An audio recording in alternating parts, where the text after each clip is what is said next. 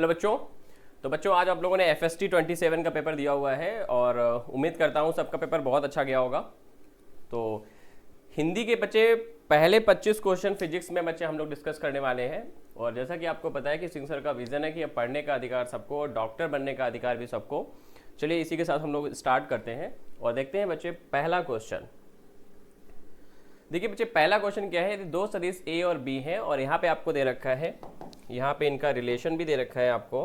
और ये रिलेशन क्या है आपका, mod of A plus B equals to mod of A minus B, तब यह संभव है कि।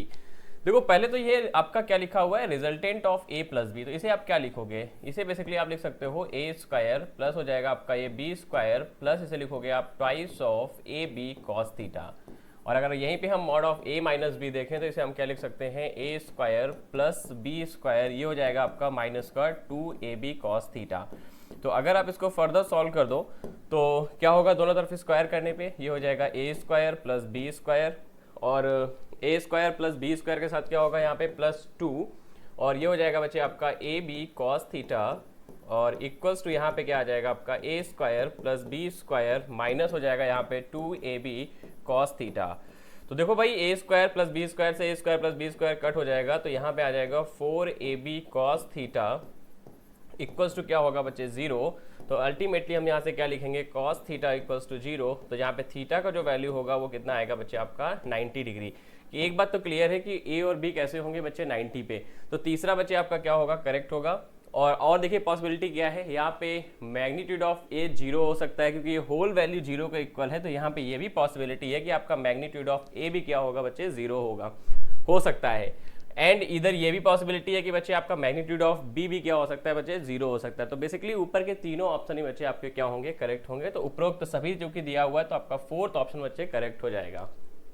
देखिए बच्चे क्वेश्चन नंबर दूसरा कह रहा है कि कुछ कण m1 m2 क्रमशः स्थिति r1 प्लस r2 पर है, तब कथन कह रहा है कि ix plus iy plus iz equals to 2m not ri square होगा। तो आप जानते हो कि मोमेंट ऑफ इनर्शिया बच्चे क्या होता है, i इक्वल्स टू ये होता है बच्चे आपका mr स्क्वायर। तो अगर ix plus iy plus iz पे पूछा है तो एक एक्सिस आपकी फिक्स होगी। तो ये बिल्कुल सही लिखा हुआ है कि आपका ये कितना हो जाएगा, twice of m not r square. अब चलिए कथन सेकंड देखते हैं हम लोग। यहाँ पे लिखा हुआ है mi समेशन ओवर एम आई। तो देखो इसको कैसे लिख सकते हो, समेशन ओवर एम आई ये हो जाएगा बच्चे आपका आर आई माइनस, अगर आप यहाँ पे आर सी ओ एम लिखो तो आर सी ओ एम को हम क्या लिख सकते हैं, बेसिकली आपका इसे हम लिख सकते हैं एम वन। अगर हम लोग समेशन के फॉर्म में लिख ही रहे हैं तो इसको हम लिख लेते हैं M I R I over क्या हो जाएगा यहाँ पे समेशन ओवर एम आई, ये कुछ इसको हम ऐसे लिख सकते हैं। और अगर आप ध्यान से देखो तो जब आप अंदर मल्टीप्लाई करोगे तो यहाँ पे क्या हो जाएगा, summation over M I R I minus क्या होगा, इस समेशन एम आई से आपका एम आई क्या हो जाएगा, कट हो जाएगा। तो बेसिकली इधर भी क्या बचेगा आपका बच्चे एम आई आर आई। तो ये भी जो वैल्यू आएगी बच्चे क्या आएगी आपकी 0 आ जाएगी। इसका मतलब ये याद रखना है, यहाँ पे ये आपको याद रखने चलना है कि जो आपका आर सी ओ एम है, मतलब आप centre of mass equals to क्या होगा बच्चे आपका m1 r1 plus m2 r2 upon ये होगा बच्चे आपका m1 प्लस m2। इसी को समराइज फॉर्म में लिखा गया है समेशन ओवर i2। तो ये हो जाएगा M I R I upon इसे हम लिखेंगे समेशन ओवर एम आई। ये कुछ ऐसे लिखा गया हुआ है, तो आपको ये समझना है जो कि ये आपका यहाँ पे रिप्लीकेट किया गया है। तो अब ऐसी बात है, कथन पहला भी सही है और कथन क्या है बच्चे आपका दूसरा भी सही है। तो इसका मतलब क्या होंगे, दोनों ही सही होंगे। तो दोनों ही सही है, मतलब पहला ऑप्शन आपका करेक्ट होगा। देखिए क्वेश्चन नंबर तीसरा कह रहा है कि एक समान ठोस गोले की बच्चे बात कर रहा है यहाँ पे, ये समझना है आपको। इसके व्यास के सापेक्ष, तो डायामीटर के सापेक्ष आपसे पूछा है कि जड़त्व आघूर्ण। तो आप जानते हो कि ठोस गोले की जब भी बात हो तो इसका क्या होता है 2/5, ये होता है बच्चे आपका एम आर स्क्वायर, जहाँ एम द्रव्यमान है और रो क्या है बच्चे घनत्व है। तो देखो यहाँ पे हम लोग क्या लिख सकते हैं, बेसिकली यहाँ से हम क्या करते हैं, जरा वैल्यू इंट्रोड्यूस कर लेते हैं। मास को आप क्या लिख सकते हो, mass can be written as, ये हो जाएगा बच्चे आपका डेंसिटी इंटू वॉल्यूम, ये हो जाएगा डेंसिटी इंटू वॉल्यूम। अब आप डेंसिटी और वॉल्यूम कितना होगा, चूंकि ठोस गोला है तो ये हो जाएगा 4/3 और ये दे देगा बच्चे आपको पाई आर क्यूब। ये कुछ आपकी वैल्यू आ जाएगी। अगर आप यहाँ से जरा देखो तो जरा आर को, अगर आप ऑप्शंस में देखोगे तो आर नहीं है, तो यहाँ से जरा देखो तो क्या हो जाएगा, आर के लिए सॉल्व करो तो आर क्यूब इक्वल्स टू कितना होगा यहाँ पे 3m अपॉन ये हो जाएगा आपका 4 पाई रो, कुछ ऐसी वैल्यू दे देगा। तो यहाँ से जो r का वैल्यू आ जाएगा वो कितना होगा आपका 3m अपॉन ये हो जाएगा 4 पाई रो टू होल पावर ये आ जाएगा आपका 1/3। अब चलिए r की इसी वैल्यू को हम लोग यहाँ पे यूज़ कर लेते हैं। तो चलिए यूज़ करते हैं हम लोग। I इक्वल्स टू कितना होगा बच्चे यहाँ पे 2/5 ये हो जाएगा मास, और यहाँ पे क्या होगा 3m अपॉन यहाँ पे आ जाएगा आपका 4 पाई रो टू होल पावर यहाँ पे होगा आपका 1/3। अब चूंकि स्क्वायर लगाए तो यहाँ पे हो जाएगा आपका 2/3। एक काम करते हैं कि यहाँ पे हम लोग क्यूब रूट ले लेते हैं और सबको अंदर लिख लेते हैं। ये ले लिया हमने क्यूब रूट। जब क्यूब रूट लोगे तो ये कितना हो जाएगा 8 अपॉन यहाँ पे हो जाएगा आपका 125, और ये हो जाएगा बच्चे आपका m क्यूब इंटू इसे हम लिखेंगे 9m स्क्वायर अपॉन यहाँ पे हो जाएगा 16 पाई स्क्वायर, और ये आ जाएगा आपका रो स्क्वायर। कुछ ऐसी वैल्यू देगा। तो अगर आप ध्यान से देखो तो यहाँ पे कुछ कट कर सकते हो, 8 2 जा 16, और कुछ और सॉल्व हो सकता है क्या? और कुछ सॉल्व नहीं हो रहा है तो इसको ऐसे ही लिख दो। तो ये हो जाएगा बच्चे आपका क्यूब रूट, और क्या बचेगा ऊपर 9m⁵ अपॉन कितना हो जाएगा 250, ये देगा बच्चे आपको पाई स्क्वायर और रो स्क्वायर। ये कुछ आपका वैल्यू आएगा। तो 9m⁵ upon 250 pi square rho square. और अगर ऑप्शंस में देखोगे तो ये मेरे अकॉर्डिंग कौन सा ऑप्शन दे रहा है? सेकेंड ऑप्शन बच्चे क्या है इसका करेक्ट होगा 9 थर्ड ऑप्शन है 9/250 m⁵ pi square rho square. Third option क्या होगा बच्चे आपका करेक्ट होगा। चलिए बच्चे हम लोग देखते हैं अगला क्वेश्चन, क्वेश्चन नंबर 4। कह रहे कि आदर्श द्रव के लिए, तो आदर्श द्रव के लिए बच्चे क्या होता है, जो आपका बल्क मॉडुलस होता है ये बच्चे आपका इन्फिनाइट होता है, और जो आपका ये शियर मॉडुलस होता है बच्चे ये होता है आपका 0। ठीक है, तो ये होता है आपका आदर्श द्रव के लिए। और आप जानते हो कि बल्क मॉडुलस होता क्या है, माइनस का p, ये होता है आपका डेल्टा v/v। ये कुछ ऐसी सिचुएशन होती है। और अगर हम लोग नीटा की बात करें बच्चे तो ये क्या होता है बच्चे आपका 0 होता है। तो पहला और तीसरा दोनों ही इसमें सही होंगे, तो इसका मतलब है जो करेक्ट ऑप्शन होगा वो होगा बच्चे आपका 4th, मतलब दोनों 1 और 3 करेक्ट होंगे। देखिए क्वेश्चन नंबर 5 कह रहा है कि 4 पार्टिकल हैं, यहाँ पे 4 कणों की बात हो रही है जिनकी वेलोसिटी आपको दे रखी है 2i 3i 5k और i+j। आपसे पूछा हुआ है यहाँ पे कि वर्ग माध्य मूल चाल क्या होगा, मतलब आपसे पूछा है बच्चे कि वर्ग v/rms का वैल्यू क्या होगा। तो आप जानते हो इसको हम लोग कैसे सॉल्व करते हैं, v1 स्क्वायर प्लस क्या होगा यहाँ पे v2 स्क्वायर, और ये मैग्नीट्यूड में रहता है आपका, प्लस v3 स्क्वायर प्लस यहाँ पे क्या हो जाएगा आपका v4 का square upon number of observation, तो क्या हो जाएगा बच्चे आपका 4। तो वही सॉल्व कर जाओ इसको जल्दी से। तो v1 स्क्वायर यहाँ पे क्या हो जाएगा आपका 4, प्लस 3 का स्क्वायर होगा 9, प्लस 5 का स्क्वायर हो जाएगा 25, और प्लस इसको सॉल्व करोगे तो ये हो जाएगा 1 + 1 अपॉन क्या दे देगा आपको ये 4। तो इसको पूरा सॉल्व करो, देखो क्या होगा यहाँ पे 2 आएगा, तो बेसिकली हो जाएगा 9 6 15 25 हो जाएगा आपका 40 अपॉन 4। तो ये वैल्यू दे देगा आपको बच्चे √10। तो जो आपका वर्ग माध्य मूल 4 आएगा वो आएगा बच्चे आपका ऑप्शन फर्स्ट। ये आपको याद रखना है, v1 square v2 square v3 square plus v4 square 4। देखिए क्वेश्चन नंबर 6 कह रहे किसी चालक की सतह, पहली बात तो यहाँ पे चालक की बात हो रही है, तो चालक की सतह पे आप जानते हो कि नहीं 2 पॉइंट पे जो पोटेंशियल होगा बच्चे वो क्या होगा आपका सेम होगा। तो 2 बिंदुओं के बीच आपका कोई भी विभवांतर नहीं है कि अगर हम कोई एक चालक कंसीडर कर ले तो यहाँ पे भी आपका पोटेंशियल सेम होगा, तो यहाँ पे भी पोटेंशियल सेम होगा, तो इनके बीच का जो पोटेंशियल डिफरेंस होगा बच्चे वो क्या होगा आपका 0। तो सही बात लिखा हुआ है कि किन्हीं 2 बिंदुओं के बीच मध्य कोई भी विभवांतर नहीं होता है। कथन बिल्कुल सही है। क्यों होता है इसका एक रीजन भी यही होता है कि इसका जो टेंजेंशियल कंपोनेंट होता है वो 0 होता है। ठीक है, वही आपको रीजन भी दे रखा है कि चालक पर इसकी सतह पर विद्युत क्षेत्र का जो स्पर्शी घटक है, मतलब जो टेंजेंशियल कंपोनेंट है वो क्या होगा बच्चे 0 होगा। तो कारण और कथन दोनों भी सही हैं, और कथन जो है, कारण जो है वो कथन की बच्चे क्या कर रहा है, सही व्याख्या भी कर रहा है। तो इसका मतलब है जो इसका करेक्ट आंसर होगा बच्चे वो कैसा होगा आपका फर्स्ट। तो 6 का जो करेक्ट ऑप्शन है बच्चे वो होगा आपका फर्स्ट। नेक्स्ट क्वेश्चन देखिए, कह रहे कि ट्रेन का अधिकतम त्वरण क्या हो सकता है जिसकी जमीन पर एक बॉक्स विराम में रहे। यहाँ पे बॉक्स और ट्रेन के मध्य जो स्थैतिक घर्षण गुणांक जो है ये बच्चे क्या कह रहा है कि ये है आपका 0.2। तो जब वो कुछ ऐसा आपसे अधिकतम पूछा हो और आपको स्थैतिक घर्षण गुणांक दे रखा हो, तो जो आपका एमैक्स होता है ये बच्चे आपका μg के इक्वल होता है। तो म्यू आपको दे रखा है बच्चे 0.2, जी आपको दे रखा है 10। तो यहाँ से जब एमैक्स निकालोगे तो कितना हो जाएगा आपका 2 मीटर पर सेकेंड स्क्वायर। तो जो यहाँ पे आपका एमैक्स आएगा बेसिकली, हालांकि देखो क्या होगा आपका एफ, जो एफ होगा एफ इज इक्वल्स टू क्या होगा यहाँ पे एफ एस के इक्वल होगा। ऑब्वियस सी बात है, इसे क्या लिखोगे आप mass into acceleration, F A max equals to क्या हो जाएगा यहाँ पे म्यू इंटू क्या हो जाएगा बच्चे एम जी। तो एम से एम चला गया, तो ये एम ए मैक्स का जो फार्मूला आया है बच्चे यहाँ से आया है कि ए मैक्स इक्वल्स टू क्या होगा बच्चे म्यू जी, जो यहाँ पे लिखा हुआ है। तो जो आपका फाइनल आंसर हो जाएगा वो कितना होगा बच्चे आपका 2 मीटर पर सेकेंड स्क्वायर। तो करेक्ट ऑप्शन होगा बच्चे आपका सेकेंड। चलिए देखते हैं क्वेश्चन नंबर नेक्स्ट कि कह रहे किसी प्रत्यावर्ती धारा परिपथ के तत्वों का प्रतिघात और उनकी आवृत्ति के साथ ग्राफ दिया गया है। पहली बात तो ये समझो कि यहाँ पे f दे रखा है, तो f इक्वल्स टू क्या होता है आपका, देखो सीधी सी बात है, आप ये याद रखो कि ओमेगा जो होता है, ओमेगा इज नथिंग बट ये होता है आपका 2πf। मतलब जो ओमेगा के साथ रिलेशन होगा बच्चे वही क्या होगा आपका f के साथ भी होगा। तो चलिए पहला ऑप्शन दे रखा है जरा। अब आपको क्या करना है, यहाँ पे आपको देखना है गलत ग्राफ को चुने तो ठीक है, क्योंकि फ्रीक्वेंसी पे तो बच्चे क्या करता है आपका रेजिस्टेंस कांस्टेंट रहता है, तो ठीक है ये ग्राफ भी सही है। और अगर हम लोग एक्साइज सी की बात कर ले तो एक्साइज सी का वैल्यू आपको पता है ये होता है बच्चे आपका 1/ओमेगा सी। तो मैंने बोला था कि जो ओमेगा में आपकी डिपेंडेंसी होगी basically excise C is proportional, मतलब आपका इन्वर्सली प्रोपोर्शनल हो जाएगा एफ के। तो ये देगा बच्चे आपको रेक्टेंगुलर हाइपरबोला, और ये बन रहा है आपका रेक्टेंगुलर हाइपरबोला।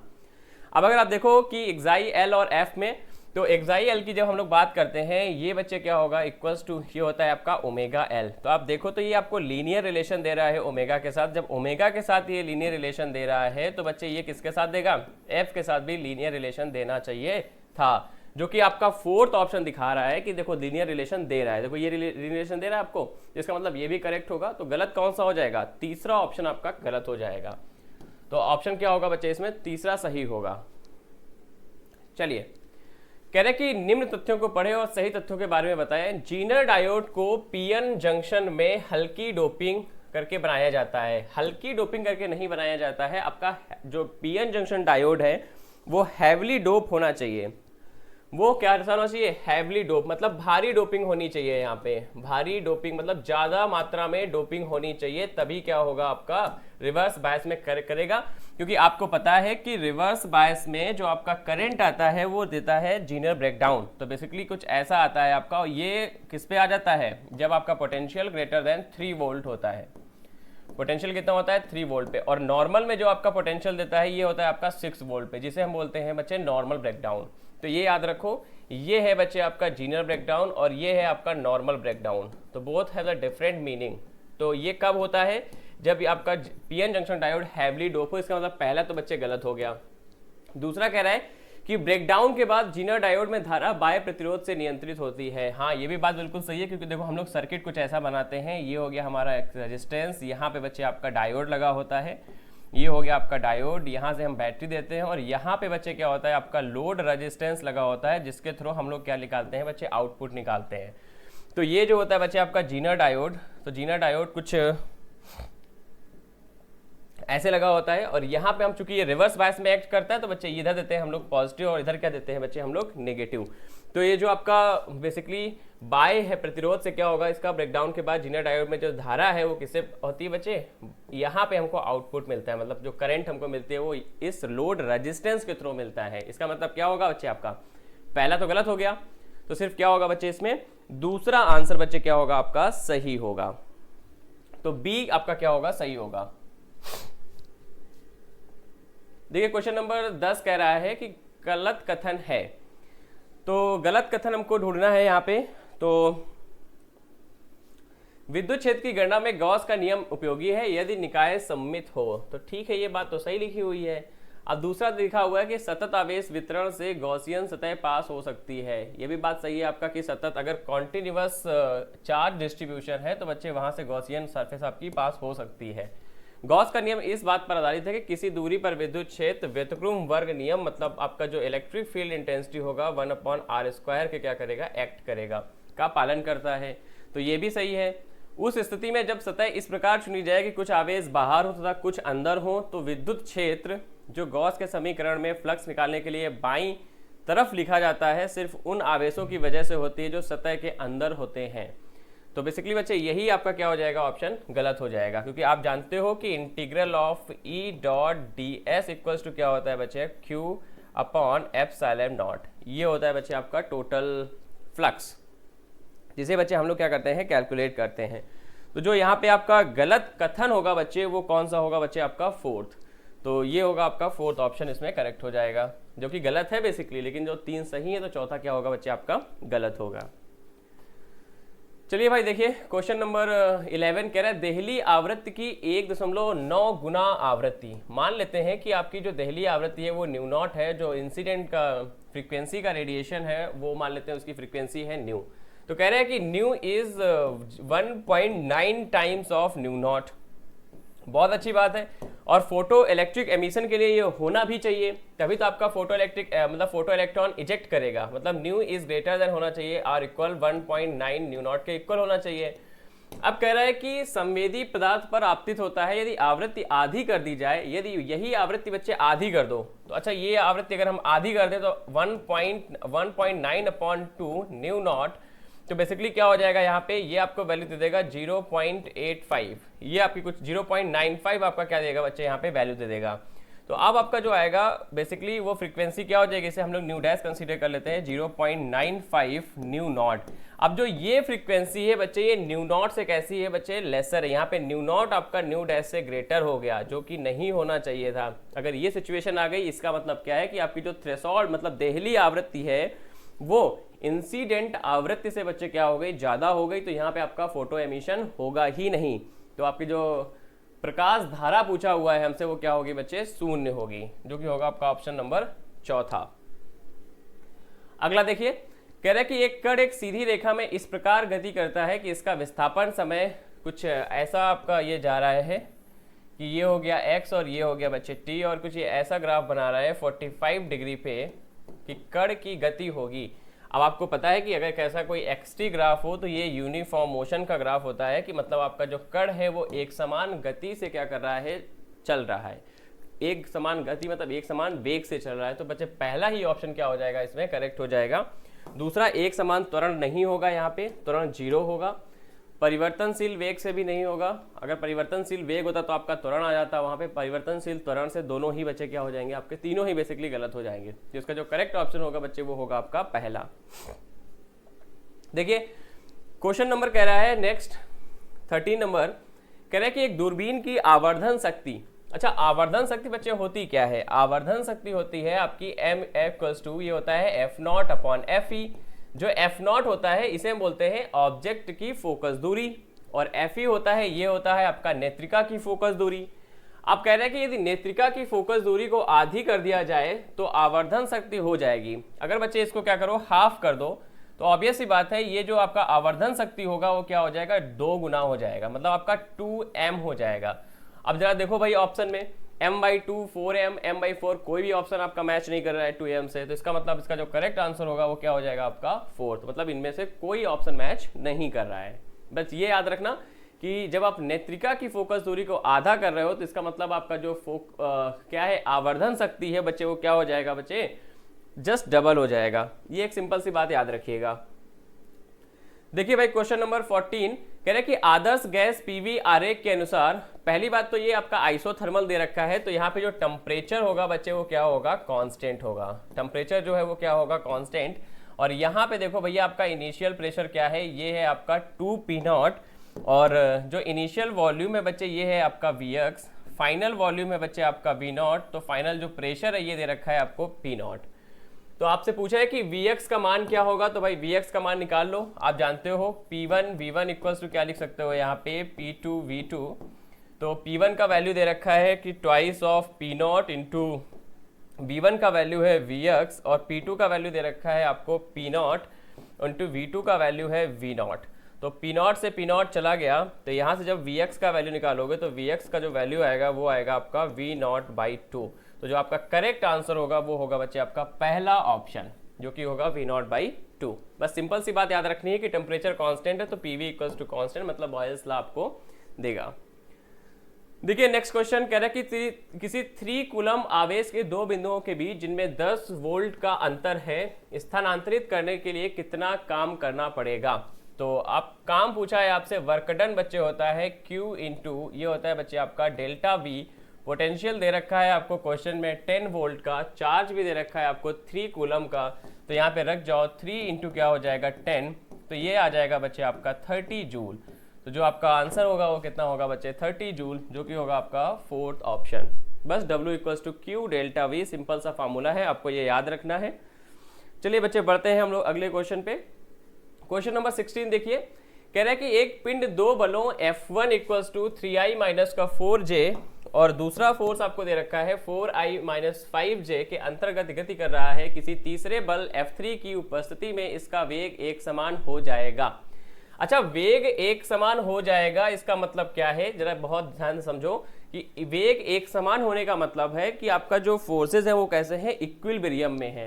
इक्विलिब्रियम का मतलब क्या हो गया कि आपके जो सारे फोर्सेज का एफ नेट है वो क्या होगा, जीरो होगा। एफ नेट क्या होगा, जीरो। तो अगर यहाँ पे देखो तो F1 + F2 + F3 equals to यहाँ पे क्या हो जाएगा, जीरो। अब देखो भाई F1 का वैल्यू दे रखा है 3i माइनस का 6j प्लस 4i माइनस का यहाँ पे है 5j plus F3 equals to 0। तो भाई यहाँ पे सॉल्व करो, ये हो जाएगा 437 और ये हो जाएगा 7i कैप माइनस का हो जाएगा यहाँ पे 11j cap plus F3 equals to आएगा 0। तो यहाँ से जरा सॉल्व कर जाओ, F3 का वैल्यू क्या देगा आपको, माइनस का 7i कैप प्लस हो जाएगा यहाँ पे 11j कैप, ये कुछ देगा आपको F3 का वैल्यू। तो ये होगा आपका बच्चे फोर्थ ऑप्शन आ जाएगा, जो कि दे रहा है -7i कैप प्लस का 11j। आपको सिंपल सी बात ये याद रखनी है। देखिए यहाँ पे फिर से वेग एक समान पूछा हुआ है, तो ऑब्वियस सी बात है वहां पे त्वरण क्या होगा, जीरो होगा, तो इसीलिए एफ नेट जीरो है। ठीक है, चलो आगे देखो।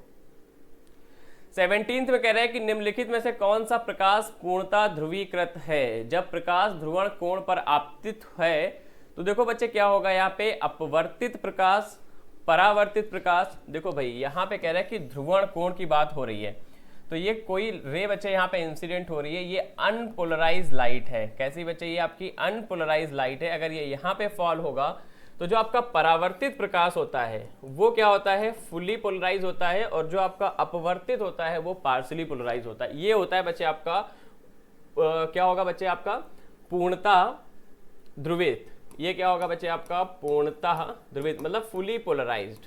ये आपको याद रखना है। तो ऑब्वियस सी बात है। और इस एंगल को हम लोग क्या बोलते हैं, जिस एंगल पे ये होता है इसे बोलते हैं हम लोग पोलराइजिंग एंगल, या इसे बोलते हैं हम लोग ब्रेवेस्टर एंगल। ठीक है, तो बेसिकली आपका जो परावर्तित प्रकाश होगा वो पूर्णतः ध्रुवित होगा, और ये होगा बच्चे आपका आंशिक ध्रुवित। ये होगा आपका आंशिक ध्रुवित, ये बात आपको याद रखनी है। चलिए बढ़ते हैं हम लोग आगे। तो मतलब इसका जो करेक्ट ऑप्शन होगा वो क्या हो जाएगा, परावर्तित प्रकाश। मतलब इसका जो करेक्ट आंसर होगा वो होगा बच्चे आपका सेकेंड। देखिए भाई नेक्स्ट क्वेश्चन, दी गई आकृति में धारा I की गणना कीजिए। तो ऐसे क्वेश्चंस में बस आपको ये देखना होता है कि कितनी धारा आ रही है और कितनी जा रही है, तो बस इनको कर दो। ये देखो इंटर कर रही है और ये बच्चे आपकी आउट हो रही है यहाँ पे। तो एक सीधी सी बात है, यहाँ पे क्या कर दो, इंटर करने, मान लो ये क्या है I1, ये हो गया I2, मान लेते हैं ये I1 है, ये बच्चे I2 है, और ये क्या है I3। ऐसा ही मान लो ये है बच्चे आपका I4 और ये करंट आपको दे रखा है I। तो यहाँ पे क्या होगा 2 + 2, मतलब ये इंटर हो रही है, इक्वल्स टू क्या होगा, बेसिकली यहाँ पे क्या हो जाएगा 1 प्लस हो जाएगा यहाँ पे 1.3 प्लस क्या होगा आपका I। क्यों, आप इसको जरा सॉल्व कर जाओ तो हो जाएगा 4 = 2.3 प्लस I। अब इसको जब सॉल्व करोगे तो जो I का वैल्यू देगा ये देगा आपको 1.7 एम्पियर। तो जो I का वैल्यू है वो है क्या है 1.7 एम्पियर, जो कि होगा बच्चे आपका ऑप्शन नंबर फर्स्ट। तो इसका ऑप्शन फर्स्ट करेक्ट होगा। देखिए अगला क्वेश्चन कह रहा है कि 30 मीटर पर सेकेंड की गति से यात्रा कर रही एक बस, बहुत ही बढ़िया क्वेश्चन है ये, ब्रेक लगाया जाता है और एक समान मंदता की बात हो रही है यहाँ पे, रिटार्डेशन के साथ धीमी हो रही है जैसे ही इसका वेग 24 मीटर पर सेकेंड होता है। चलिए पहले हम लोग एक एक स्टेटमेंट को समझ लेते हैं कि तीसरा इक्वेशन ऑफ मोशन हम लोग लगाएंगे यहाँ पे v² = u² माइनस क्या होगा आपका 2as। तो देखो भाई इनिशियल वेलोसिटी आपको दे रखी है बच्चे क्या है, फाइनल अच्छा कितना है 24, तो इसको रख जाओ जरा यहाँ पे 24 का स्क्वायर इक्वल्स टू क्या हो जाएगा यहाँ पे 30 का स्क्वायर माइनस यहाँ पे हो जाएगा 2। अच्छा ए हमको पता नहीं है तो ए को एज इट इज रहने दो, और एस आपको दे रखा है कि 90 मीटर की दूरी क्या करता है बच्चे तय कर लेती है। तो 90 मीटर आपको ये डिस्टेंस दे दिया।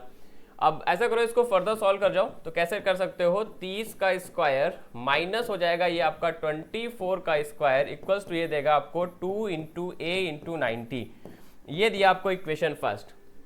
अब देखते जरा आगे, कह रहे कि यह 90 मीटर की दूरी तय कर लेती है, कितनी और दूरी चलने पर यह रुक जाएगी। रुक जाएगी समझिए बच्चे, रुक जाएगी मतलब यहाँ पे जो आपका फाइनल वेलोसिटी है ये हो गया 0 और इनिशियल वेलोसिटी बच्चे क्या रहेगा आपका ये 24। तो बस सॉल्व कर जाओ। तो ये हो गया 0 इक्वल्स टू यहाँ पे क्या हो जाएगा आपका 24 का स्क्वायर माइनस यहाँ पे क्या होगा 2 इंटू ए इंटू एस। ये तो डिस्टेंस हमको निकालनी है। तो यहाँ पे जरा सॉल्व करो तो क्या हो जाएगा 24 का स्क्वायर इक्वल्स टू आ जाएगा 2as। अब एक काम कर लो, जल्दी से इसको डिवाइड कर जाओ। देखो जब डिवाइड करोगे तो क्या हो जाएगा, यहाँ पे हम लोग कर लेते हैं a square minus B square का फॉर्मूला 30 माइनस 24 और ये हो जाएगा आपका 30 प्लस 24 अपॉन ये देगा आपको 24 इंटू 24। इसको ऐसे ही लिखा रहने दो बराबर। यहाँ पे क्या हो जाएगा आपका ये देगा 2a से 2a चला जाएगा तो 90 अपॉन s आ जाएगा, कुछ ऐसी वैल्यू देगा। तो यहाँ पे बचेगा आपका 6 और यहाँ पे हो जाएगा आपका 54 अपॉन यहाँ पे आ जाएगा 24 इंटू 24 इक्वल्स टू यहाँ देगा आपको 90 अपॉन s। तो 6 4 जा हो जाएगा आपका 24 और यहाँ पे अगर हम देखें तो आई थिंक 6 4 जा 24 और 6 9 जा हो जाएगा बच्चे आपका 54, 9 1 जा 9 ये हो जाएगा आपका 10। तो 4 4 जा 16 और 10 कितना हो जाएगा यहाँ पे 160। तो जो s का वैल्यू होगा वो कितना आ जाएगा बच्चे आपका 160 मीटर। ये होगा आपका करेक्ट आंसर, जो कि ये बच्चे आपका ऑप्शन नंबर 3। तो स्टेटमेंट को बहुत ध्यान से पढ़ना है, क्या दिया हुआ है देन आपको अप्लाई करना है फार्मूला। देखिए नेक्स्ट क्वेश्चन कह रहा है यदि कोई स्रोत विद्युत चुंबकीय तरंग संचारित कर रहा है तो उसकी आवृत्ति विद्युत चुंबकीय, अच्छा देखो आवृत्ति दे रखा है आपको भाई, आवृत्ति कितना है 8.2 इंटू 10⁻6 हर्ट्ज दे रखा है। आपसे पूछा है तरंगदैर्घ्य क्या होगा, तो आप जानते हो न्यू इक्वल्स टू होता है बच्चे आपका c अपॉन लैम्डा। तो यहाँ से जब लैम्डा निकालोगे तो कितना हो जाएगा न्यू, यहाँ पे हो जाएगा c अपॉन न्यू। तो c पता है आपको 3 इंटू 10⁸ अपॉन न्यू कितना दे रखा है आपको 8.2 इंटू यहाँ पे हो जाएगा 10⁻6। इसको जरा सॉल्व कर जाओ तो देखो क्या बचेगा यहाँ पे 30 अपॉन आ जाएगा यहाँ पे 82 इंटू आएगा 10⁻2, कुछ ऐसा वैल्यू देगा। अब इसको फर्दर सॉल्व करो तो यहाँ बचेगा 15 और यहाँ बचेगा आपका 41। तो ऐसे करो यहाँ से एक जीरो ले लो तो 150 अपॉन क्या हो जाएगा 41 इंटू बचेगा यहाँ पे 10। अब जरा इसको डिवाइड कर जाओ, देखो भाई कितना आएगा 43 जा 41 क्या हो जाएगा 3 टाइम्स तो आपका चला जाएगा। तो 3 1 जा 3 और 3 4 जा 12, मतलब 1 2 3 दे देगा ये। अब 1 2 3 यहाँ पे क्या बचेगा आपका 27 बचेगा। तो यहाँ पे यूज़ कर लो डेसिमल। अब 27 तो जीरो लगाओगे हो जाएगा आपका 270। तो 4 7 जा मतलब आपका 6 टाइम चला जाएगा, ठीक है। इंटू क्या लिखा हुआ है 10। तो ऑब्वियस सी बात है ये क्या बना देगा आपको 36 और डेसिमल में कुछ आपका फाइनल आंसर आ जाएगा। तो 36.5 आपको क्या दे रहा है, पहला ही ऑप्शन दे रहा है। तो यहाँ से 36 ऑब्वियस सी बात है कुछ डेसिमल में आपको और वैल्यू देगा। तो करेक्ट ऑप्शन क्या होगा बच्चे आपका 36.5। चलिए देखिए क्वेश्चन नंबर 21 कह रहा है कि विद्युत चुंबकीय, बहुत ही बढ़िया क्वेश्चन है बच्चे ये। कह रहा है कि द्वारा दिए गए आपको y कंपोनेंट दे रखा है मैग्नेटिक फील्ड का, विद्युत चुंबकीय तरंग की तरंगदैर्घ्य है। देखो एक बात मेरी हमेशा याद रखो कि बी वाई इक्वल्स टू, इसे क्या पढ़ते हैं हम लोग बी नॉट, ये होता है बच्चे आपका साइन के एक्स प्लस ओमेगा टी। ये होता है बच्चे आपका बेसिक इक्वेशन, ये आपको याद रखना है।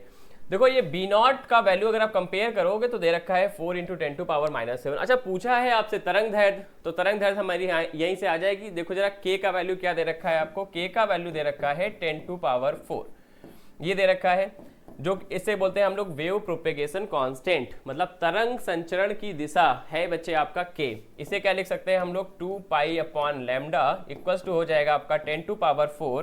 तो यहाँ से अगर हम लोग लैम्डा के लिए सॉल्व करें तो लैम्डा विल बिकम 2 इंटू हो जाएगा 3.14 इंटू क्या आ जाएगा यहाँ पे 10⁻⁻4। तो लैम्डा की जो वैल्यू हो जाएगी वो कितनी होगी यहाँ पे 6.18 इंटू 10⁻⁻4 मीटर। ये आ जाएगा बच्चे आपका फाइनल आंसर 6.18। ओके 2 1 2 होगा 6.28 इंटू क्या होगा यहाँ पे 10⁻⁻4, जो कि देगा बच्चे आपको पहला ऑप्शन। तो इसका करेक्ट ऑप्शन होगा बच्चे आपका पहला। अब देखिए इसी इक्वेशन में आपसे ओमेगा भी पूछ सकता था, तो आप इजीली यहाँ से कंपेयर कर सकते थे। आगे देखिएगा एक पिंड को ढलान के सिर से छोड़ा जाता है तो ऊंचाई h पर, कह रहा है कि झुकाव के तल पर, मतलब ये बॉटम की बात हो रही है, नीचे की झुकाव तल आप झुकाव का कोण पर निर्भर करती है, झुकाव के तल पर इसकी गतिज ऊर्जा झुकाव के कोण पर निर्भर करती है। तो बॉटम पे तो बच्चे आपका एंगल पे निर्भर नहीं करेगा। दूसरा जरा ऑप्शन देखिए, कह रहा है कि झुकाव के तल पर इसकी गतिज ऊर्जा, जिसकी बच्चे गतिज ऊर्जा है, ये क्या कह रहा है कि झुकाव कोण पर तभी निर्भर करेगी जबकि यह घर्षण रहित ना हो। ठीक है, ये बिल्कुल सही बात है कि जब घर्षण रहित ना हो तो क्या होगा, इसकी जो गतिज ऊर्जा होगी वो झुकाव कोण पर क्या करेगी बच्चे, निर्भर करेगी। तो ऑब्वियस सी बात है आपका ऑप्शन क्या होगा, सेकंड तो सही है। चलिए तीसरा भी पढ़ लेते हैं। ढलान के नीचे इसकी गतिज ऊर्जा झुकाव पर कोण पर निर्भर नहीं करेगी, चाहे जो भी हो, चिकना या खुरदरा। नहीं बच्चे, जब घर्षण रहित ना हो तब करेगा, और जब घर्षण रहित हो तब बच्चे नहीं करेगा। तो इसका मतलब तीसरा ऑप्शन भी क्या हो जाएगा बच्चे, गलत हो जाएगा। जब तक द्रव्यमान न दिया जाए तब तक कुछ नहीं कहा जा सकता। कहा जा सकता है, ऑब्वियस सी बात है कि बेसिकली किस पे डिपेंड करेगा ये, कि चिकना है या बच्चे क्या है आपका खुरदरा। तो इसका जो करेक्ट आंसर होगा वो बच्चे होगा आपका दूसरा। देखिए जरा क्वेश्चन नंबर 23, कह रहा है कि पृथ्वी की त्रिज्या 6400 किलोमीटर है, जी है पृथ्वी का कोणीय वेग, ताकि पृथ्वी की सतह पर क्या हो, भारहीनता हो। यहाँ पे भारहीनता मतलब वेटलेसनेस की बात हो रही है। तो देखो पहले तो जो जी डैश का वैल्यू होता है ये जी माइनस होता है बच्चे आपका ओमेगा स्क्वायर आर। जब हम लोग बात करते हैं वेटलेसनेस की, तो वेटलेसनेस का मतलब क्या होता है, आपका जी डैश का वैल्यू हो जाता है बच्चे 0। तो यहाँ से हम क्या लिख सकते हैं, g equals to omega square R. तो यहाँ से जो ओमेगा का वैल्यू हो जाएगा उसे क्या लिखोगे आप, square root G by R, कुछ ऐसा वैल्यू देगा। तो यहाँ से आप सॉल्व कर सकते हो। तो देखो g का वैल्यू क्या है आपका 10 और r का वैल्यू दे रखा है 6400 किलोमीटर। तो इसको मीटर में कन्वर्ट कर लेते हैं, 10 टू पावर हो जाएगा 3, एक चला गया यहाँ पे। तो ये आ जाएगा बच्चे आपका 1/800 रेडियन पर सेकेंड। ये देगा आपको 1/8 रेडियन पर सेकेंड दे देगा, जो कि होगा बच्चे आपका तीसरा ऑप्शन। तो इसका तीसरा ऑप्शन करेक्ट होगा। देखिए क्वेश्चन नंबर 24, कह रहा है कि एक इंजन 30 एम्पियर धारा का उपयोग करता है यहाँ पे, और प्रतिरोध दे रखा है आपको 15 ओम है। इंजन के द्वारा खपत की गई शक्ति की गणना करें। तो आप जानते हो कि P आपको दिया हो तो हम लोग किस में लिखेंगे, I स्क्वायर आर। ये हो गया करंट और ये हो गया बच्चे आपका प्रतिरोध। तो भाई यहाँ पे I दे रखा है तो ये हो जाएगा 900 और R दे रखा है आपको 15। तो ये हो जाएगा आपका कितना, 13500, कुछ ऐसा वैल्यू आएगा। अब जरा ध्यान से पूछो कि आपसे पूछा हुआ है, कह रहा है कि शक्ति की गणना कीजिए इन हॉर्स पावर। तो हॉर्स पावर का मतलब क्या हो गया, 13500 अपॉन हो जाएगा यहाँ पे 746। अब इसको फर्दर सॉल्व कर लीजिए तो ये अप्रॉक्स आपको 18 देगा। तो आपका जो फाइनल आंसर होगा वो क्या आएगा बच्चे, 18। तो इसका मतलब है जो इसकी शक्ति होगी वो क्या आएगी बच्चे, 18। और ये किसमें होगा आपका, हॉर्स पावर में, आपको याद रखना है। कह रहा है कि नीचे दो कथन दिए गए हैं कि विभिन्न विस्पंदों को सुनने के लिए दो स्रोतों की आवृत्तियों का अंतर आपका 10 से कम होना चाहिए। तो बिल्कुल सही बात है ये आपका कि F2 माइनस F1 जो है वो होना चाहिए आपका लेस देन 10 हर्ट्ज। तभी क्या होगा, आपको बिल्कुल परफेक्ट जो है बीट सुनाई देंगे। अब देखिए फर्दर इसमें बोला गया है आपसे कि विस्पंदों की संख्या जितनी अधिक होगी उतनी ही जो होगी बच्चे भ्रम की स्थिति पैदा होगी। तो जितना ज़्यादा आपके विस्पंद होंगे, नंबर ऑफ बीट्स होंगे, उतना ही ज़्यादा बच्चे क्या होगा यहाँ पे आपका भ्रम पैदा होगा। तो बिल्कुल सही बात है ये भी कि more number of beats more will be the confusion. तो बिल्कुल सही है आपका कथन सेकंड भी। तो आप जानते हो कि नंबर ऑफ, देखो नंबर ऑफ बीट्स होता क्या है बेसिकली, ये होता है बच्चे आपका F2 माइनस F1। तो विस्पंदों की संख्या बच्चे जितनी ज़्यादा होगी, जितने ज़्यादा आपके नंबर ऑफ बीट्स होंगे, उतना ही ज़्यादा बच्चे क्या होगा, कंफ्यूजन क्रिएट होगा। तो दोनों का ही जो स्टेटमेंट है बच्चे वो क्या है, करेक्ट है। जो तो आपका करेक्ट ऑप्शन होगा वो क्या होगा बच्चे, आपका फर्स्ट। तो चलिए बच्चे ये था आपका हिंदी माध्यम के पहले 25 क्वेश्चन का डिस्कशन, और इसके बाद के क्वेश्चन आपको कराएंगे Shubham sir. So thank you so much बच्चों, जय हिंद। तो बच्चों आओ क्वेश्चन नंबर 26 से हम लोग करते हैं। देखो 26 में आपको पता है कि 2I धारा है वो प्रवाहित हो रही है, एक सीधे तार को वृत्ताकार लूप में मोड़ दिया। वायर था, इसको आपने क्या किया, एक लूप के फॉर्म में मोड़ दिया। लूप के फॉर्म में क्या किया, मोड़ दिया। अब आपको पता है कि इसकी लेंथ पहले L थी, अब यहाँ पे इसका रेडियस जो हो जाएगा वो हो जाएगा R। L इक्वल टू हम लोग लिख सकते हैं 2 पाई r, यहाँ से हम चाहें तो डायरेक्ट लिख सकते हैं r इक्वल टू L अपान 2 पाई। अगर यहाँ से एरिया मुझे लिखना हुआ तो एरिया हमारा हो जाएगा पाई r स्क्वायर, यहाँ पे लिख सकते हैं पाई L अपान 2 पाई का स्क्वायर, यहाँ से ये आ जाएगा हमारा L स्क्वायर अपान 4 पाई, ऐसा कुछ लिख सकते हैं। उसके बाद आपको पता है कि हम लोगों को चुंबकीय आघूर्ण M निकालना है, ये बराबर होता है टोटल करंट के विद्युत धारा के टोटल I इंटू एरिया क्षेत्रफल A। अब यहाँ से हम लोग लिखना चाहेंगे तो लिख सकते हैं M equal to 2I into L square upon 4 pi. देखिए 2 से 4 कटेगा, ये आ जाएगा आपके पास L square I upon 2 pi. यहाँ से हम लिखना चाहेंगे L स्क्वायर की वैल्यू, तो L स्क्वायर इक्वल टू आ जाएगा 2 पाई M बाई I, और यहाँ से लिख सकते हैं L इक्वल टू रूट में 2 पाई M बाई।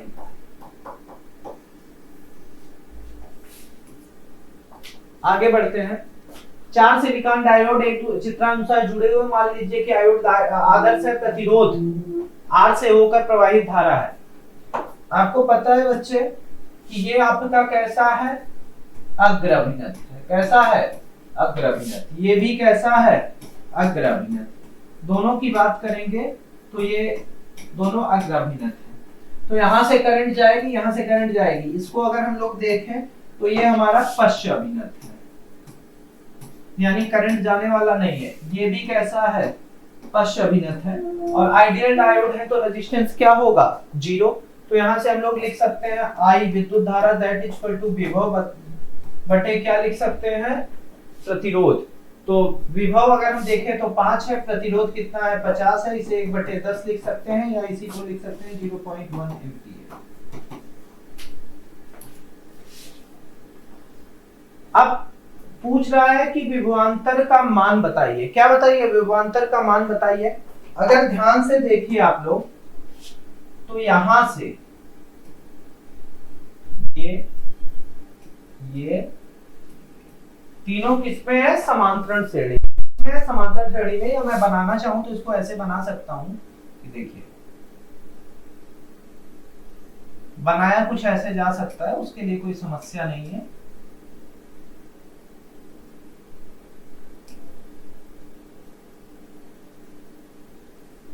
ये देखिए आपका 5 ओम है, ये 5 ओम है, ये 5 ओम है, ये 2 वोल्ट है, ये 5 ओम है, ये 5 ओम है, ये 5 ओम है। ऐसा कुछ लिख सकते हैं हम लोग। अब देखिए यहां से अगर मैं लिखना चाहूं A और B के बीच का विभव, तो हमें पता है कि यहाँ पे वायर सेम है तो विभव C का है। अब देखिए ध्यान से, तो 2 वोल्ट गया तो इधर भी कितना, पैरेलल की वजह से इधर भी 2 वोल्ट जाएगा, इधर भी 2 वोल्ट जाएगा। लेकिन अब ये 2 वोल्ट बटेगा, हमें पता है कि अब ये कुछ इस तरीके से है। तो यहाँ पे 2V/3 आएगा, यहाँ पे 2V/3 आएगा, और यहाँ पे क्या आएगा, 2V/3। कुछ ऐसे बटेगा। अच्छा, हमें पता है कि जहां तक पता करना है, ये आपका A है और ये क्या है, B। तो इसके बीच का अगर हम लिखना चाहें तो डायरेक्ट लिख सकते हैं 2V/3 प्लस 2V/3, यहां से वैल्यू आ गई 4V/3। तो ऑप्शन कौन सा होगा, तीसरा। चलिए आगे बढ़ते हैं।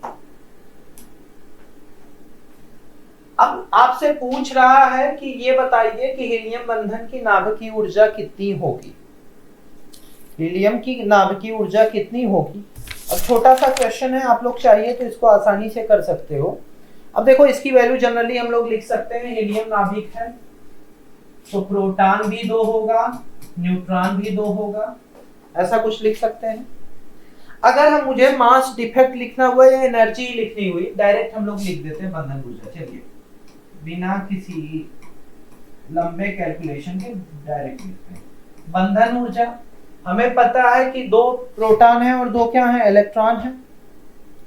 तो पहले इसकी वैल्यू निकालते हैं, 2 into 1.0073। चलो 4 छोड़ देते हैं क्योंकि बहुत लंबा वैल्यू, 4 वैसे भी कट जाएगा, 0 आ जाएगा, तो उसके लिए कोई समस्या नहीं है।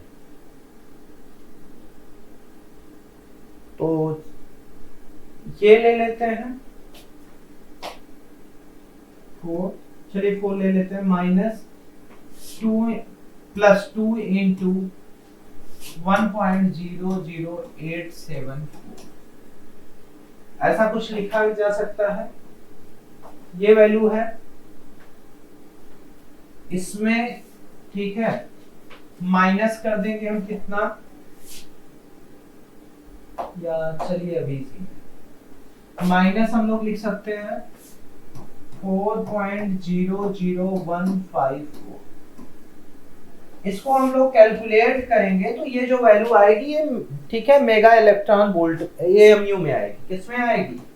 एएमयू में। और इसको जोड़ेंगे और ये पूरा हिस्सा जोड़ेंगे तो ये वैल्यू लगभग आ जाएगी आपकी, कैलकुलेट कर लीजिएगा मेरे प्यारे बच्चों, ये आएगा 4.032 माइनस 4.0015 एएमयू। इसे अगर हम लोग सॉल्व करेंगे तो ये वैल्यू आ जाएगी 0.0305 एएमयू। इसकी जगह हम चाहें तो डायरेक्ट लिख सकते हैं 0.0305 इंटू 931.5 मेगा इलेक्ट्रॉन वोल्ट। यहाँ से जो वैल्यू आ जाएगी, आ जाएगी 58.4 मेगा इलेक्ट्रॉन वोल्ट। सिंपल सा कैलकुलेशन है, आप लोग थोड़ा सा बैठ के इस कैलकुलेशन को करिएगा।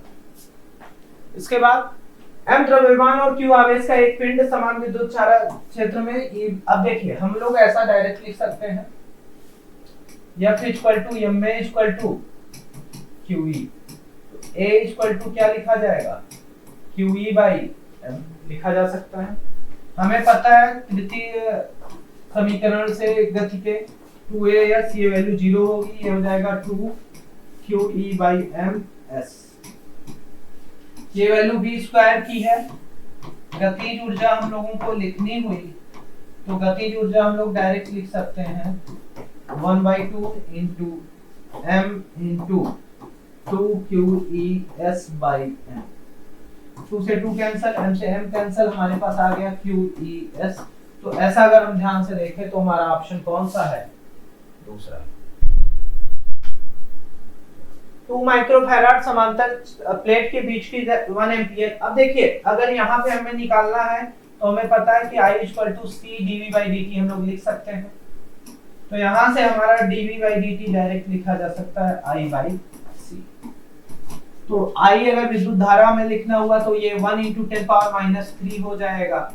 और दूसरा अगर, ठीक है, हमें कैपेसिटेंस लिखना होगा तो ये 2 × 10⁻6 हो जाएगा। ये ऊपर आएगा तो 1/2 × 10⁻³ हो जाएगा। यहाँ से हम लोग लिख सकते हैं 500 वोल्ट/सेकंड। तो कौन सा ऑप्शन हो गया? चौथा। फिर आगे देखते हैं, दिए गए चित्र में धारामापी का पाठ्यांक होगा। तो देखिए अगर हम ध्यान से नंबरिंग कर दे रहे हैं 1, 2 और 3, 1, 2 और 3, 1, 2 और 3 अगर आप ध्यान से देखिए तो ये किसमें है, या इसको चलिए मैं फिर फिगर ही अलग से बना दे रहा हूं ताकि आपको दिक्कत ना हो।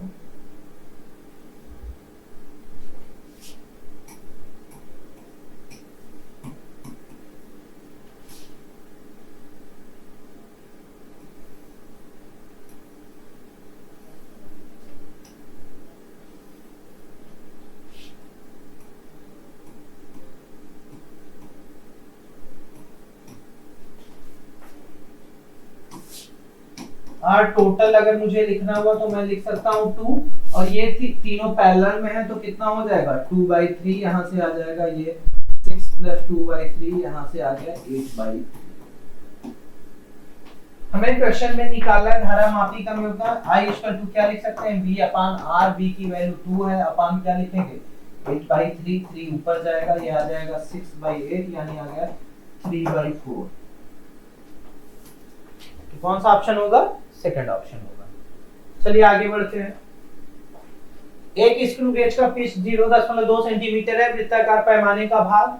अब देखो हमसे पूछ रहा है न्यूनतम पाठ्यांक कितना आएगा। न्यूनतम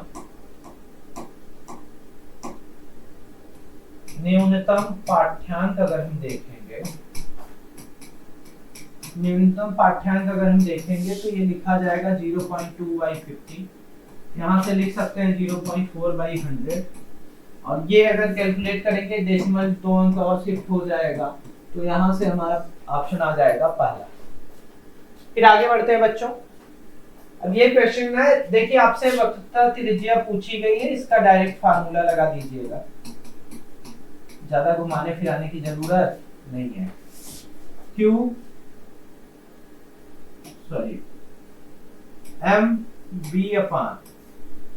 MV लिख सकते हैं, और अगर आप क्वेश्चन में ध्यान से देखें हम लोग, तो नीचे जो लिख सकते हैं वो Q लिख सकते हैं, ठीक है। Q R = MV/Q QBB sin theta. तो यहाँ से अगर हम लिखना चाहें तो ये Q लिख सकते हैं, इसके बाद B लिख सकते हैं, इसके बाद sin, ऐसा कुछ लिख सकते हैं।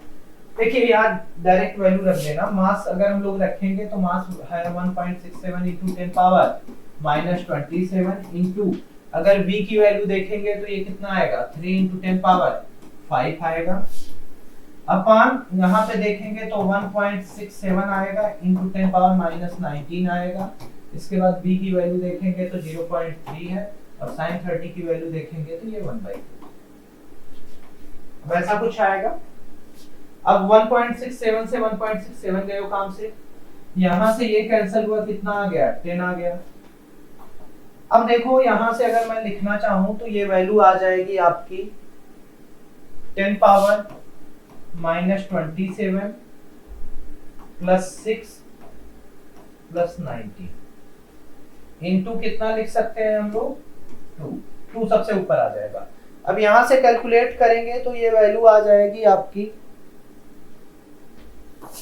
2 × 10⁻⁻27 + 25, यहाँ से आ जाएगा ये 2 × 10⁻⁻2, यहाँ से लिख सकते हैं 0.02 मीटर। तो अब यहाँ से हमारा ऑप्शन तीसरा हो जाएगा। चलिए आगे बढ़ते हैं। A sin ω t - kx और 2π/3 है, दो तरंग एक दूसरे पे है, परिणामी तरंग का आयाम है। अच्छा देखो वेक्टर से अगर करने जाओ ना, तो मान लेते हैं इसका भी भाई एम्पलीट्यूड A है, इसका भी एम्पलीट्यूड A है, और कितना आ रहा है 120 आ रहा है। तो हमें पता है कि रिजल्टेंट जो भी आएगा वो कितना आएगा A ही आएगा। तो यहाँ से हमारा पहला ऑप्शन हो गया 1। अब ये फिर देखो, अगर साइन और इनका जैसा साइनसोइडल फंक्शन मिल जाए ना तो वहां फेजर डायग्राम यूज कर दो। अब इसका भी A है और इसका भी एम्पलीट्यूड आयाम क्या है A, तो परिणामी तरंग का भी A आएगा।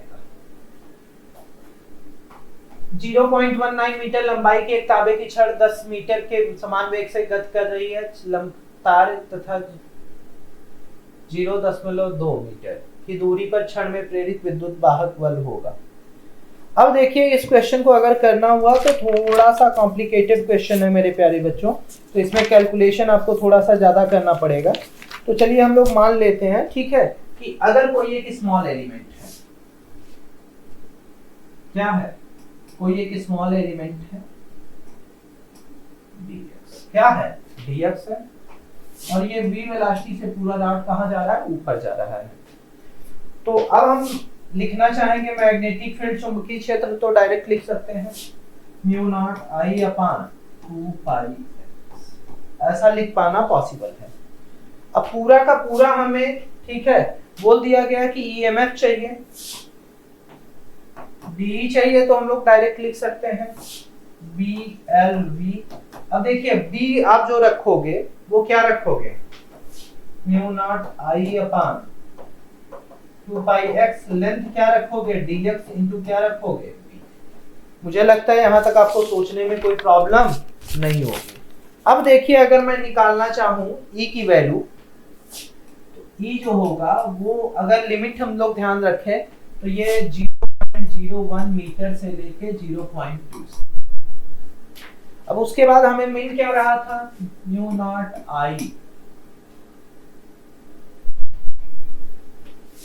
v। अब यहां पे क्या मिलेगा, dx/x, कुछ ऐसा मिल रहा है, dx/x मिल रहा है, तो इसे हम डायरेक्ट लिख सकते हैं और एक मिनट, एक डेटा और छूट रहा है हम लोगों का 2 पाई। इसे बाहर ले लेते हैं तो mu not I V upon 2 पाई। और अगर इसका इंटीग्रेशन हम लोग कर रहे हैं dx अपान x का, तो हमें पता है कि इसका इंटीग्रेशन डायरेक्ट कितना आता है, ln x आएगा, और कहां से कहां तक, 0.01 से लेके 0.2 तक, ऐसा कुछ आएगा। अब इसे अगर हम लोग कैलकुलेट करना चाहें तो ये आ जाएगा mu not I V upon 2 पाई। इसके बाद इसको अगर हम लोग लिखना चाहेंगे तो ये डायरेक्ट लिखा जा सकता है ln 0.20 अपान 0.0, ऐसा कुछ लिख सकते हैं। यहां से ये आ जाएगा आपका mu not I V upon 2 पाई। इसके बाद ये जो वैल्यू आएगी ln 20 कितनी आ जाएगी, ln 20। अब इसको हम लोग लिखना चाहेंगे तो देखिए म्यू की value 4 pi into 10 power minus 7, आई की वैल्यू अगर हम लोग देखें तो आई आपको दे रखा है इसमें कितना, 5 एम्पीयर, 5। वेलोसिटी अगर देखेंगे तो ये कितना दे रखा है, 10 दे रखा है। 10 अपान कितना लिखोगे, 2 पाई इनटू, अगर इसकी वैल्यू अगर आप ध्यान से निकालोगे तो ये वैल्यू आएगी 2.995। वैसे चिंता मत करना, अगर ये आएगा तो इसकी वैल्यू आपको क्वेश्चन में दे के रखेगा। नीट में लॉगरिथम नहीं है, उन्हें पता होता है कि आपने लॉग नहीं पढ़ा है, तो वो क्वेश्चन देंगे तो डेटा ln 20 की वैल्यू दे के रखेंगे। ln 2 उसके थ्रू भी इसकी वैल्यू निकाल सकते हो। इसके बाद आगे बढ़ते हैं हम लोग। अब इसको कैलकुलेट करेंगे हम लोग तो ये वैल्यू आपकी आ जाएगी 2.9957 इनटू 10 पावर माइनस 5।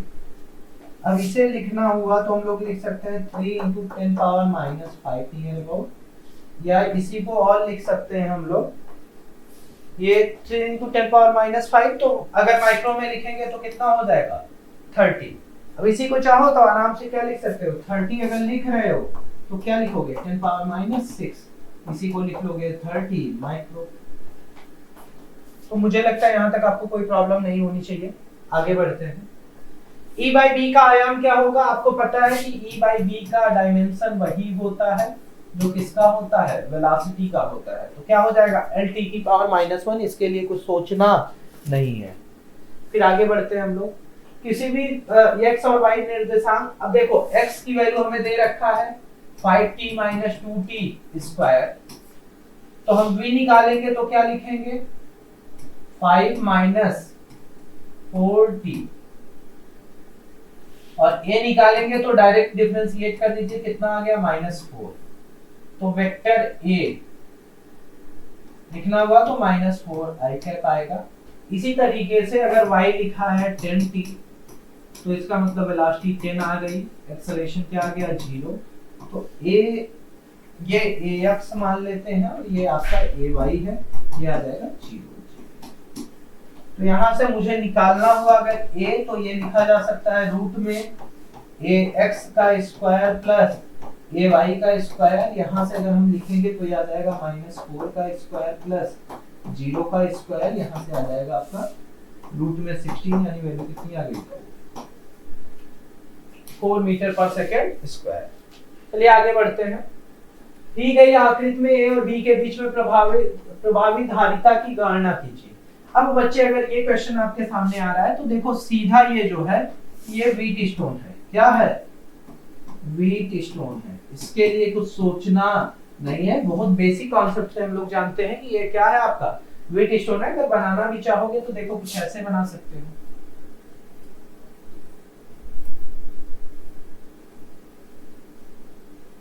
ठीक है।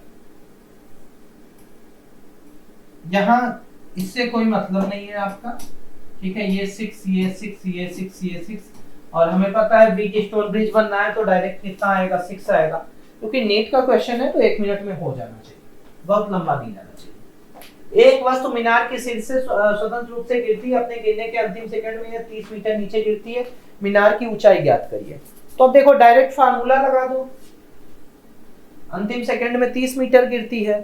तो भाई आप यही लिख सकते हो a/2 2n/n। तो Sn कितना दिया है आपको 30, a/2 लिखना है तो क्या लिखोगे 10/2। इसके बाद क्या लिखोगे 2n-1। यहां से हम लोग लिखना चाहें तो 30 इक्वल टू कितना आ जाएगा 5 2n-1। यहां से ये 6 इक्वल टू कितना आएगा 2n-1। यहां से लिख सकते हैं हम लोग 2n इक्वल टू 7। यहां से n इक्वल टू कितना आ गया 7/2। ऐसा कुछ लिख सकते हैं। s इक्वल टू हम लिख सकते हैं 1/2, क्योंकि बाई हम यही चल रहे हैं 1/2 रहेगा। इसके बाद a की वैल्यू हम कितना लेंगे 10 लेंगे और t की वैल्यू रखेंगे कितना 7/2। तो 7/2 का स्क्वायर ये आ जाएगा आपका 5 इंटू 49/4। अब इसको अगर हम लोग कैलकुलेट करेंगे तो ये आ जाएगा आपका 245/4। अब देख लेते हैं ऐसा कोई सोल्यूशन है। हाँ 240 का कितना हो जाएगा 60, सॉरी हाँ 240 का कितना हो जाएगा 60 और 5 का कितना हो जाएगा 1.25। तो 61.25 मीटर आ गया। कौन सा आंसर होगा मेरे प्यारे बच्चों दूसरा। अब देखिए एक बंद विद्युत परिपथ के लिए प्रवेश करने वाली और निकलने वाली विद्युत धारा इकाई में है तो कुल आवेश कितना होगा। अब देखिए हमें ये पता है कि जो अंदर की तरफ आ रहा होगा वो माइनस होगा 8⁻³ और जो जा रही होगी वो प्लस होगा इनटू 10⁻³ ये बराबर किसके होगा Q/ε0 के। हमें क्यों निकालना है बच्चों आवेश, तो ये हो जाएगा आपका -4 इंटू 10⁻³ इस तरीके से। कौन सा आंसर होगा हमारा चौथा आंसर होगा 41 का। फिर आगे बढ़ते हैं हम लोग। 500 किलोग्राम द्रव्यमान की एक कार समान रूप से त्वरित है। विराम से 10 सेकंड में इसकी चाल 30 मीटर पर सेकंड हो जाए तो a इक्वल टू फाइनल अंतिम वेग लिखेंगे। अंतिम वेग हमारा कितना है 30 - 0/10। यहां से मेरे प्यारे बच्चों 30/10 आ गया। यहां से लिख सकते हैं 3 मीटर पर सेकंड स्क्वायर। इसके बाद इलेक्ट्रॉन जो है उसकी प्रमाणित कक्षा n इक्वल टू 1 से दे रखा है कि कृतक अपनी स्थिति बदलता है। तरंग दैर्ध्य पूछ रहा है आपसे लैम्डा, तो 1/λ हमें फार्मूला पता है। ये r लिखेंगे हम, यहाँ पे क्या लिखेंगे 1/1 का स्क्वायर माइनस क्या लिखेंगे 1/3 का स्क्वायर। ये आ जाएगा r, यहाँ पे आएगा आपका 1 - 1/9। यहां से 1/λ इक्वल टू हम लोग लिख सकते हैं r। इसके बाद ये आ जाएगा 8/9 और हमसे लैम्डा पूछ रहा है तो लैम्डा इक्वल टू आ जाएगा हमारा यहां से 9/8r। तो कौन सा आंसर होगा तीसरा। वैसे ये p/q का क्वेश्चन है, फार्मूला आपको बहुत पहले से रटा हुआ है। देखिए अब ये बोल के रखा गया है कि शुरुआत में ये जो दोनों राड्स हैं, ठीक है, एक आपका पता है कि कितने पे है 100 डिग्री सेल्सियस पे है और एक आपका किस पे है 0 डिग्री सेल्सियस पे है। तो यहाँ से अगर मैं Q/T लिखना चाहूँगा, कितना लिखना चाहूँगा Q/T लिखना चाहूँगा, तो ये डायरेक्ट आ जाएगा θ1 - θ2/r। इस तरीके से कुछ लिख पाना पॉसिबल है। अब देखो Q/T अगर हम लोग देख रहे हैं शुरुआत में, तो ये देखो हमें पता है कि ml/ कितना आएगा t, ऐसा कुछ लिख सकते हैं हम लोग। अब यहाँ से अगर हम लोग लिखना चाहें तो ये आ जाएगा आपका Q1L। कुछ इस तरीके से लिखा जा सकता है Q1L। और अगर देखिए शुरुआत में ये बोला गया है कि ये कुछ इस तरीके से रखे गए हैं, एक ये तो इसका अगर हम रेजिस्टेंस की बात करेंगे तो इसका जो रेजिस्टेंस आएगा वो आएगा R/2। R नेट इसका जो आएगा वो कितना आएगा R/2। तो इस तरीके से अगर हम लोग लिखना चाहेंगे तो यहाँ से लिखा जा सकता है Q1L that equal to temperature का डिफरेंस। टेम्परेचर का डिफरेंस जो आएगा वो आ जाएगा 100/R/2। इसे मान लेते हैं इक्वेशन फर्स्ट। इसके बाद आगे बढ़ते हैं हम लोग। अब देखिए बोला गया है कि इनको आमने सामने जोड़ दिया गया है, यानी अब जो इनका R नेट आएगा, R रेजिस्टेंस आएगा, वो डायरेक्ट हम कितना लिख सकते हैं 2R। कितना लिख सकते हैं 2R। अब इस केस में वापस अगर हम लोगों को Q बाई टी निकालना है दूसरे केस में, जैसा कि क्वेश्चन में बोला गया है, तो ये हम लोग लिख सकते हैं एम एल अपान कितना लिखेंगे टी, ये वैल्यू डायरेक्ट लिखी जा सकती है Q2L। Q2L की वैल्यू अगर हम लोग ध्यान से देखें तो ये लिखा जाएगा 100 माइनस 0/2R, यहाँ से लिख सकते हैं 100/2R, ऐसा कुछ लिख पाना पॉसिबल है। अगर ध्यान से देखें तो हम लोग Q1L अपान Q2L कर देंगे, L से L कैंसिल हो जाएगा, यही रेशियो हम लोगों से पूछा गया है Q1 और Q2 का। तो Q1 आपका आ गया है 100 या इसे हम लिख सकते हैं 200/R डिवाइडेड बाई यहाँ पे लिखा जा सकता है 50/R। R से R कैंसिल हो गया, ये बचा कितना 200/50, यहाँ से वैल्यू हम निकालेंगे तो 4:1 आ जाएगा। तो इस तरीके से आपका आंसर होगा 4:1। चलिए आगे देखते हैं। दो पिंड आयाम A और आवर्तकाल T के साथ SHM निष्पादित करते हैं। जब संतुलन से विस्थापन आयाम का आधा है तो कुल ऊर्जा का कितना अंश गतिज तथा कितना अंश स्थितिज ऊर्जा होगा। ये बहुत सिंपल सा क्वेश्चन है मेरे प्यारे बच्चों, इसमें कोई कैलकुलेशन नहीं है। अगर आप चाहोगे तो PYQ का क्वेश्चन है, आसानी से कर सकते हो इसको।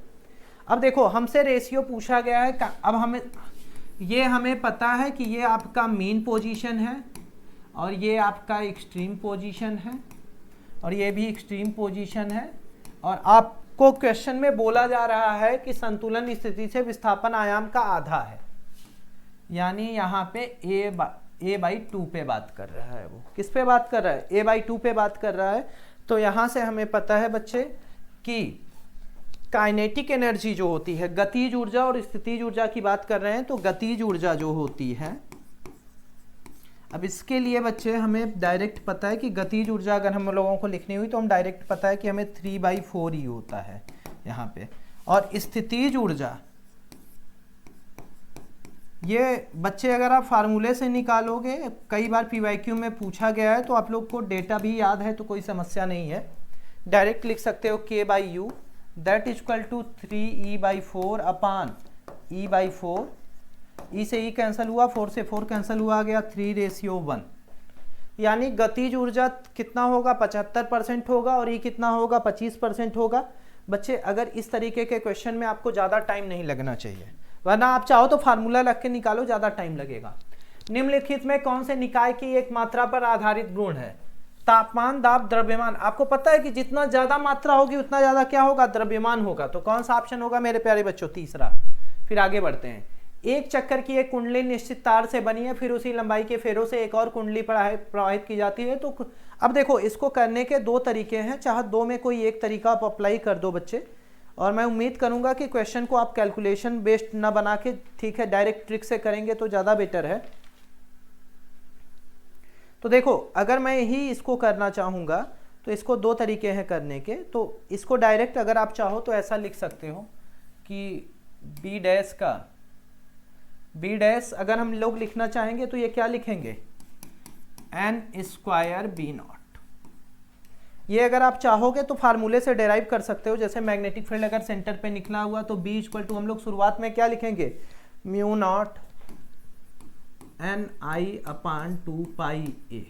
इस फार्मूले से इस रेशियो को डेराइव कर सकते हैं हम लोग, लेकिन हमें डायरेक्ट फार्मूला याद रखना है बच्चे, क्योंकि हमें ज़्यादा टाइम नहीं किल करना है। तो यहाँ से हम लोग लिखना चाहेंगे तो डायरेक्ट लिख सकते हैं। अब n की वैल्यू कितना हो रही है? 2 हो रही है। कितना हो रही है? 2। तो इसका सीधा मतलब ये होगा कि जो भी वैल्यू आएगी वो कितनी, ठीक है, n² आप कर दोगे और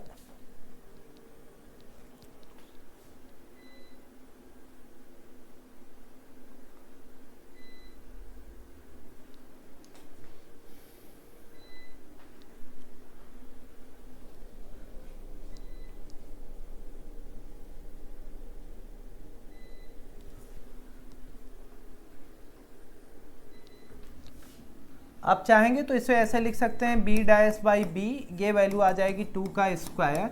यहाँ से हम लोग लिख सकते हैं B' इक्वल टू 4B, ये आ जाएगा B/B' इक्वल टू 1:4। तो 1:4 अगर हम देखेंगे 47 का, तो 47 का कौन सा ऑप्शन है? दूसरा। फिर आगे बढ़ते हैं। किसी माध्यम से निर्वात से पूर्ण आंतरिक परावर्तन, यानी कहीं ना कहीं यहाँ पे क्रिटिकल एंगल की बात होगी और क्रांतिक कोण 60 दिया है, तो माध्यम में प्रकाश में वेग कितना होगा? ये क्वेश्चन तो डायरेक्ट हम लोग कर सकते हैं। क्रिटिकल एंगल कितना है? क्रांतिक कोण 60 डिग्री। अब ये क्या लोगे?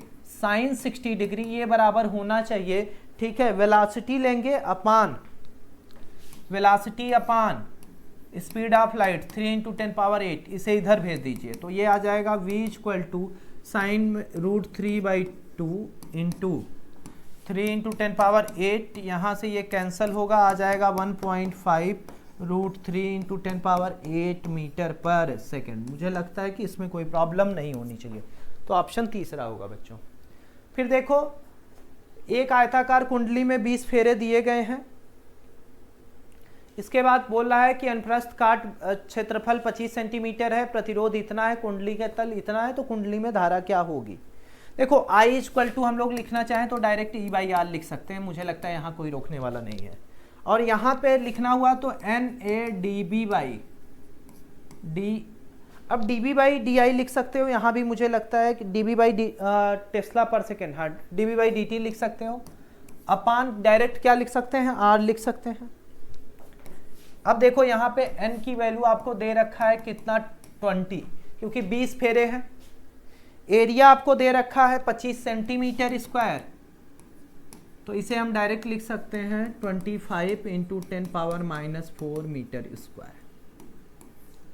इसके बाद फिर अगला प्रतिरोध रेजिस्टेंस की बात हो रही है, तो R दे रखा है 100 ओम, R दे रखा है 100 ओम, और चुंबकीय क्षेत्र जो है वो dB/dt, ये T कैपिटल कर देते हैं, सॉरी रहने दीजिए उसी तरीके, dB/dt ये आपको दे रखा है कितना? 1000 टेस्ला पर सेकेंड। अब सिर्फ वैल्यू आपको रखनी है, वैल्यू रख दीजिए।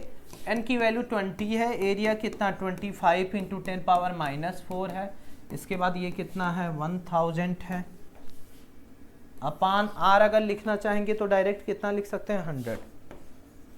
तो अब देखिए ध्यान से, 100 से 2 जीरो कैंसल आउट हो गया। अब इसको 25 × 20 करेंगे तो ये 5 आ जाएगा, ये आएगा पूरा वैल्यू 5 × 10⁻⁻1, यहाँ से लिख सकते हैं 0.5 एम्पियर। तो कौन सा आंसर होगा? तीसरा। अगला चलते हैं, 1 मीटर की दूरी पे रखे हैं। हमें पता है बच्चे कि F/L का फार्मूला जो हम लोगों ने पढ़ा था वो μ0 होता है, I1 I2 होता है, I1 I2 होता है, यहाँ पे 2 पाई होता है, यहाँ पे क्या होता है? R। इसकी वैल्यू हम लोगों को पता है कि ये होता है 4 पाई × 10⁻⁻7 होती है।